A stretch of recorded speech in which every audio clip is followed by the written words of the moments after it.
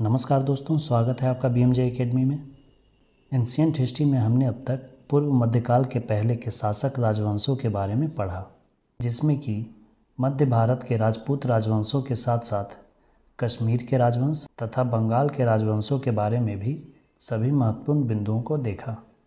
आज के इस वीडियो से हम दक्षिण भारत के इतिहास का अध्ययन शुरू करेंगे, जिसमें सबसे पहले दक्षिण भारत के संगम युग की शुरुआत करेंगे। तो आइए दोस्तों, बिना देर किए दक्षिण भारत के इतिहास का अध्ययन शुरू करते हैं। दक्षिण भारत का इतिहास। भारत के सुदूर दक्षिण के तीनों ओर समुद्र से घिरा दक्षिणतम भूभाग प्राचीन काल में तमिलकम या तमिलहम नाम से जाना जाता था।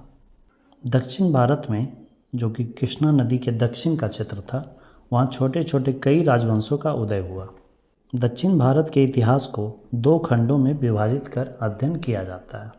एक समय वह था जब उत्तर भारत में मौर्य वंश तथा मौर्योत्तर वंश का शासन चल रहा था। उसी समय दक्षिण भारत में संगम युग का काल चल रहा था। और दूसरा कालखंड वह था जब उत्तर भारत में गुप्त वंश और गुप्तोत्तर वंश का शासन चल रहा था। उस समय दक्षिण भारत में पल्लव, राष्ट्रकूट, चालुक्य तथा चोल इत्यादि वंशों का शासन था। आज के इस वीडियो में हम दक्षिण भारत के संगम काल के बारे में जानेंगे। ऐतिहासिक युग के प्रारंभ में दक्षिण भारत का क्रमबद्ध इतिहास हमें संगम साहित्य से ही प्राप्त होता है। संगम संस्कृत भाषा का एक शब्द है, जिसका अर्थ सभा या गोष्ठी होता है। इन सभाओं में तमिल कवियों द्वारा कई कविताएं, नाटकें और साहित्य इत्यादि की रचनाएं हुई। संगम आयोजन में तमिल कवि एवं लेखक एकत्रित होते थे।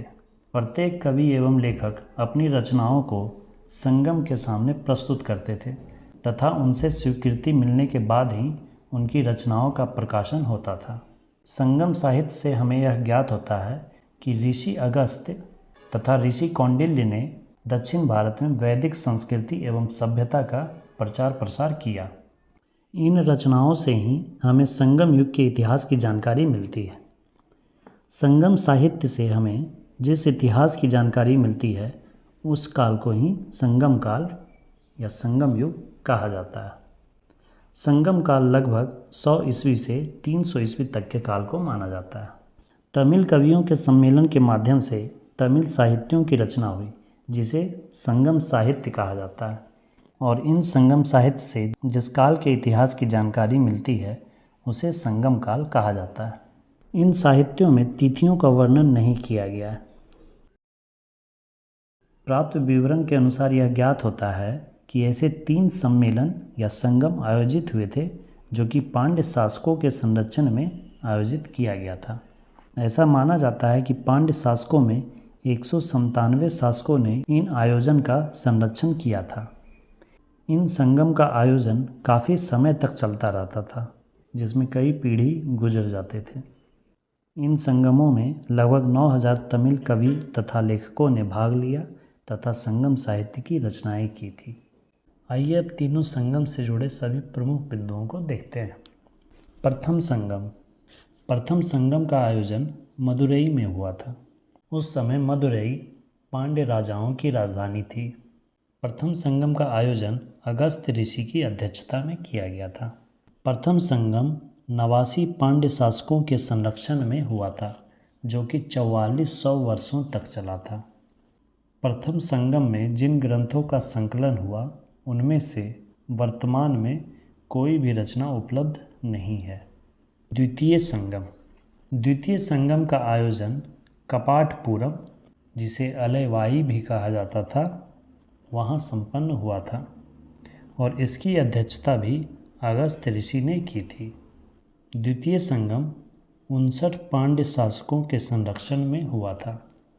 इस संगम में संकलित साहित्यों में तमिल व्याकरण ग्रंथ तोल्काप्पियम की रचना हुई थी और इसके रचनाकार थे अगस्त्य ऋषि के शिष्य तोल्काप्पियर। तृतीय संगम। तृतीय संगम का भी आयोजन मदुरई में किया गया था और इसकी अध्यक्षता नक्किरर ने की थी। तृतीय संगम को कुल 49 पांड्य शासकों का संरक्षण प्राप्त हुआ था। इस संगम में कई रचनाओं का संकलन किया गया। वर्तमान में उपलब्ध तमिल ग्रंथ का संकलन इसी संगम में किया गया था। अब आइए दोस्तों कुछ प्रमुख संगम साहित्य के बारे में देखते हैं। सबसे प्रमुख संगम साहित्य है तोल्काप्पियम।